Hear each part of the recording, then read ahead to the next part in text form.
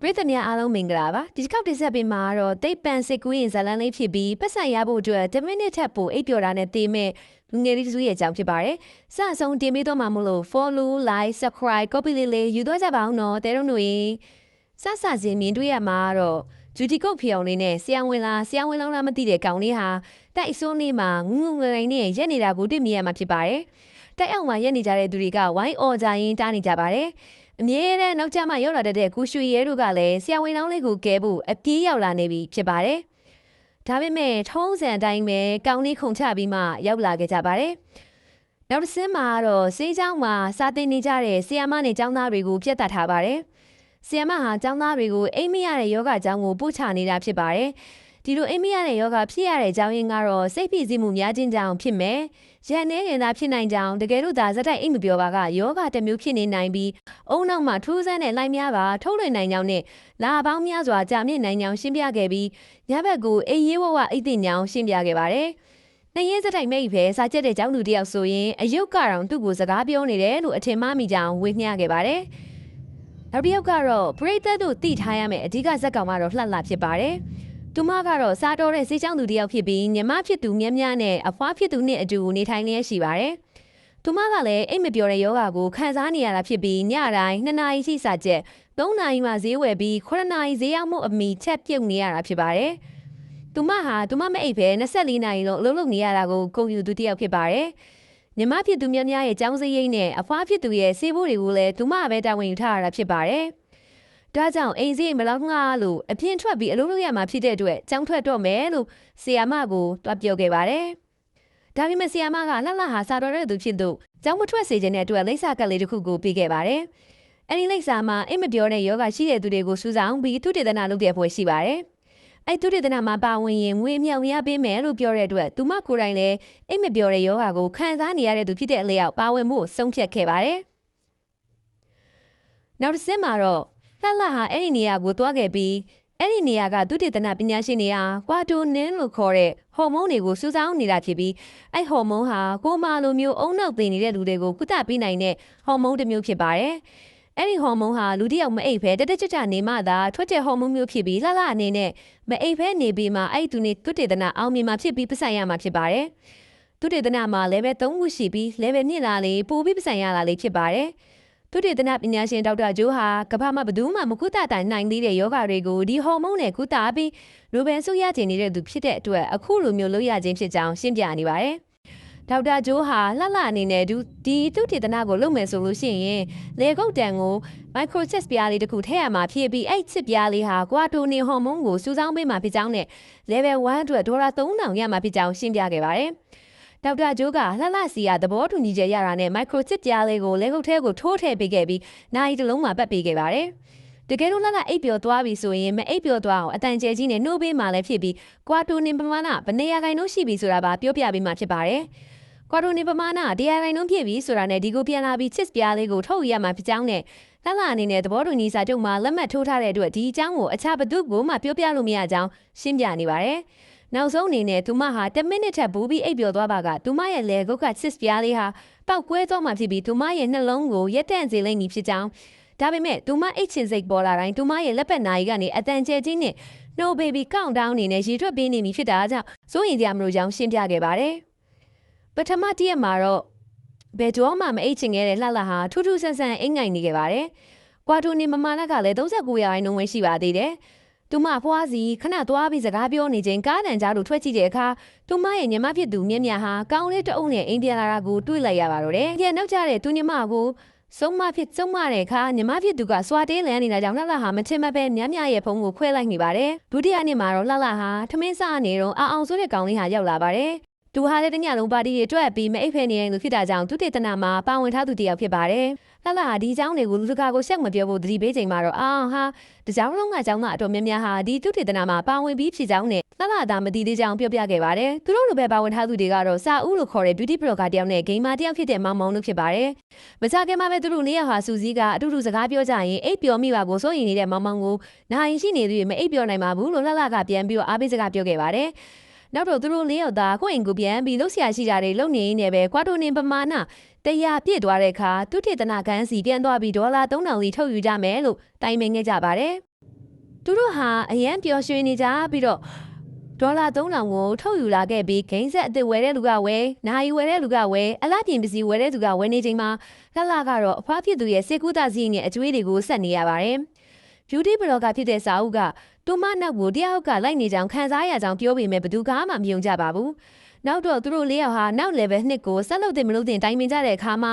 အားလုံးဟာဆက်လုပ်မယ်လို့သဘောတူညီလိုက်ကြပါတယ်။လှလှဟာရလာတဲ့ပတ်စံနဲ့ညီမဖြစ်သူအတွက်ကွဲသွားတဲ့ဖုန်းလေးကိုပြန်ဝယ်ပေးပြီးညီမလေးကိုချော့နေပါတယ်။အောင်ကလည်းသူ့ဖေးနဲ့စကားမပြောဘဲစာအုပ်ကလည်း beauty blogger လို့ကိုအင်္ဂါကန့်ကွက်နေတာကြောင့်စိတ်ငြိမ်နေပါတယ်။သူတို့၄ယောက်လုံးဟာဒေါက်တာဂျိန်းစီပြန်သွားပြီး level 2ကိုဆက်လုပ်ချင်ကြောင်းပြောခဲ့ပါတယ်။ဒေါက်တာဂျိန်းကတော့ဒီတစ်ခေါက်မှာ9ရက်အတွင်းကွာတိုနီပမာဏ100%ဖြည့်ပါကဒေါ်လာ9000ပေးမှာပြုကန့်လန့်ခဲ့ပြီးဒီတစ်ခေါက်မှာတော့အရင်ထက်ပိုပြီးအိတ်ချင်တာမှဖြစ်လို့တောင်းခံဖို့လိုအပ်ကြောင်းပြောကြားခဲ့ပါတယ်။သူတို့ဟာအိမ်ရဲ့ပြက်ရက်တွေများလာတာနဲ့ညအနင်းတွေမှားတာအနင်းတွေဝါးတာအိမ်ငိုက်သွားတာတွေဖြစ်တဲ့အတွက်နိုင်တန်တွေနဲ့အတူ10မိနစ်တွင်အသေးအတန်ပြန်လဲနိုးထားနေရပါတယ်။အောင်ကလည်းရန်ရွာဖြစ်လှလှကလည်းညီမဖြစ်သူနဲ့အတူစကားများကအခန်းထဲကထွက်သွားပါတော့တယ်လှလှထွက်သွားချိန်မှာညီမဖြစ်သူများဟာသူ့တေသနာကန်းရဲ့လိပ်စာကပ်လေးကိုတွေ့သွားပါတယ်လှလှဟာအလောင်းနဲ့စာသင်နေရတော့လူသေးအလောင်းဟာသူမရဲ့ဘက်လှဲ့လာတယ်လို့အမြင်တွေမှပြီးဖအော်လိုက်ပါတော့တယ်နောက်တော့သူတို့လေးယောက်စူပြီးကွာတိုနေပမာဏဟာဘာလို့မြန်မြန်မတက်တာလဲလို့စစ်ဆေးကြတဲ့အခါအောင်ရဲ့ကွာတိုနေပမာဏဟာတခြားသူတွေအတွက်30%လောက်ပိုများနေတာကိုတွေ့ရတဲ့အတွက်အောင်လို့အားကစားလုပ်ရင်ကွာတိုနေမမနာဟာပိုတက်နိုင်အောင်သိသွားကြပါတော့တယ်။ဒါနဲ့သူတို့အားလုံးစုပြီးပါတီဝက်စင်တဲ့သူတို့မျိုးစောက်ကစားကြပါတော့တယ်။ပုံမိုတက်ကြွလာအောင်လဲမူရင်စစ်တစ်မျိုးကိုတုံးဆွဲခဲ့ကြပါသေးတယ်။အဲ့ဒီချိန်မှာတော့တန့်စင်ကန်နဲ့တွားနေတဲ့စာဥဟာသူတေသနာနဲ့ဆေးရွက်ဘေးရွက်ဆူရူးတွေကြောင့်အမြင်နဲ့စတယ်ပြီးမှားနေခဲ့ပါပြီ။သူမရဲ့မျက်နှာကိုသူမပြန်မြင်အောင်လာမိတယ်။သူမရဲ့ဗီဒီယိုတွေကိုနေရာတွေအများကြီးမှာသူမတွေ့မြင်လာခဲ့တယ်။ပြီးတဲ့အခါသူမရဲ့မျက်နှာကိုသူမပြန်ကြောက်လန့်ပြီးတော့မေ့လဲသွားခဲ့ပါတော့တယ်။သူမသတိနဲ့သွားတာကြောင့်သူမနိုင်ရဲ့အော်ဒန်ကိုကြားတဲ့တငယ်ချင်း3ယောက်ဟာ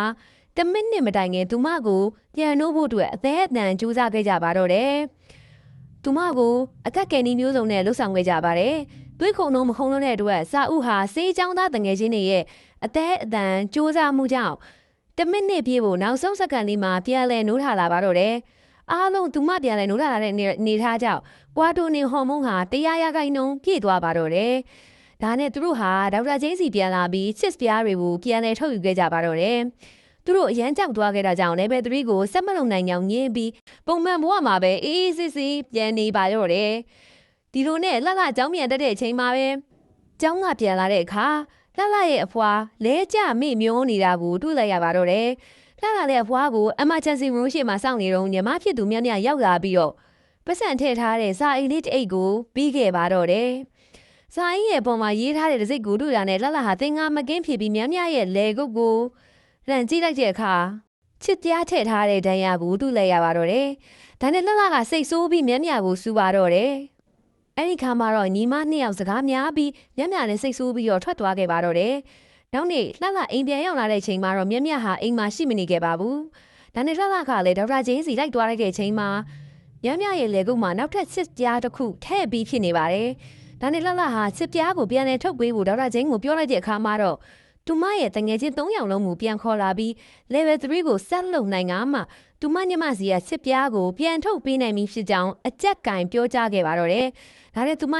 တို့ညီမ2ယောက်စလုံးဟာတငယ်ချင်းနဲ့စီကိုတွားပြီးတော့အကူအညီတောင်းပါတော့တယ်။ level 3ကိုဆက်လုပ်မှသာသူမညမရဲ့အသက်ကိုကယ်နိုင်ပြီဖြစ်ကြောင်းတောင်းတမှန်မှန်နဲ့ပြောဆိုခဲ့ကြပါတယ်။ဒါပေမဲ့တငယ်ချင်းတွေကလည်းအသက်3သက်နဲ့အသက်တစ်သက်မလဲသေးကြောင်းသူတို့လည်းမကူညီနိုင်ကြောင်းစာဦးနဲ့မောင်တို့ကပြောကြလာပါတယ်။နောက်ဆုံးမှာတော့အောင်တယောက်ဝဲကြံခဲ့ပြီးအောင်ကတော့သူတို့ညီမ2ယောက်ကိုကူညီပေးမိဖြစ်ကြောင်းပြောကြားခဲ့ပါတယ်။အဲ့ဒီခါမှာတော့လှလှလည်းမျက်ရည်တွေကျလာခဲ့ပါတော့တယ်။သူမတို့ညီမ2ယောက်ကအဖွားဖြစ်သူလဲလျောင်းနေတာကိုကြည့်ရင်ညီမ2ယောက်စလုံး level 3ကိုဆက်လုပ်ကြမယ်လို့ဆုံးဖြတ်လိုက်ခဲ့ကြပါတော့တယ်။နောက်နေ့မှာတော့သူတို့ဟာဒေါက်တာဂျင်းစီကိုသူတို့ညီမ2ယောက်နဲ့အတူတူအောင်ကပါသွားရောက်ခဲ့ပါတယ်။ရောက်တဲ့အခါမှာမောင်အောင်ကလည်းရောက်ရှိနေပြီး beauty blogger မှလည်းစာဦးကလည်းရောက်ရှိနေပြီဖြစ်ပါတယ်။ နောက်တော့သူတို့အားလုံး level 3ကိုအထူတူလုပ်ကြမယ်လို့တိုင်ပင်ခဲ့ပြီးဒေါက်တာဂျိန်းစီပြန်ရောက်သွားပါတယ်ဒေါက်တာဂျိန်းကသူတို့ရဲ့လေကုတ်မှာချစ်ကြားလေးတွေကိုထည့်ပြီးတော့မစားခင်မှာပဲသူတို့ရဲ့ဆရာမရောက်ရှိလာပြီးသူတို့ကိုစကားပြောစက်ကလေးတွေပေးထားမှဖြစ်လို့အားလုံးပဲအခုညီလိုရင်လှမ်းပြောနိုင်အောင်ပြောပြီးဆရာမကလည်းထွက်သွားခဲ့ပါတယ်သူတို့လည်းရက်နေနေလောက်စင်ပြေးနေပေမဲ့6ရက်မြောက်နေ့မှာတော့အကုန်လုံးဟာအမီနေဝီဝါလာမူးနောင်လာပြီးတော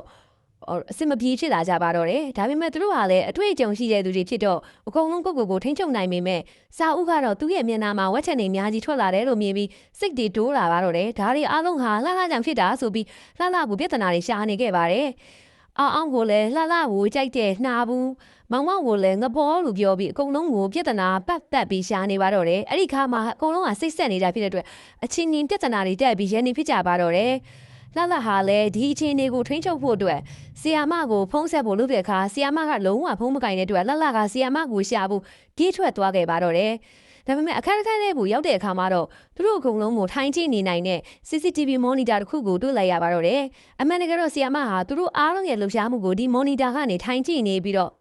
့ဒီဒေါက်တာဂျိန်းဆိုသူကလည်းဆရာဝန်အစ်စ်မဟုတ်ဘဲနဲ့ဆရာမငှားထားတဲ့ဆရာဝန်အတူသားဖြစ်ကြောင်းအကုန်လုံးဟာတဖြည်းဖြည်းနဲ့သဘောပေါက်လာ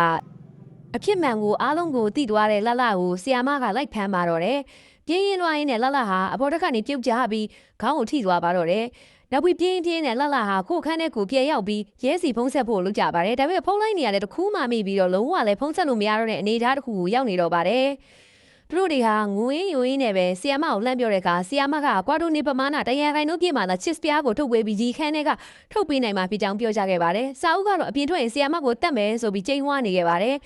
ဒီအချိန်မှာတော့မထင်မဲ့ပဲအောင်ဟာအိပ်ပျော်သွားခဲ့ပါတယ်အားလုံးကအောင်ကိုနှိုးဖို့ကြိုးစားပေမဲ့အောင်ဟာတေဆုံးသွားတဲ့သူ့အမေရဲ့မျက်နှာကိုမြည်အောင်ပြီးတော့လုံးဝမနိုးလာပဲဖြစ်နေပါတယ်အဲ့ဒီအချိန်မှာနိုင်ယာ0စက္ကန့်ပဲကြာတော့တယ်ဖြစ်တဲ့အတွက်အောင်ဟာတေဆုံးသွားခဲ့ပါပြီရေကြီးပြက်တွေကို CCTV ကကြည့်နေတဲ့ဆီယာမဟာအောင်ရဲ့အလောင်းကိုတည်ဖို့အတွက်ဖြည်းဖြည်းချင်းလာခဲ့ပါတယ်အဲ့ဒီအချိန်မှာတော့မေလဲတော့ဖြစ်နေတဲ့အောင်ဟာထပြီးတော့ဆီယာမကိုရိုက်ချလိုက်ပါတော့တယ်အမှန်တကယ်တော့သူတို့၄ယောက်ဟာစေးကြောင်းသားဖြစ်တဲ့အတွက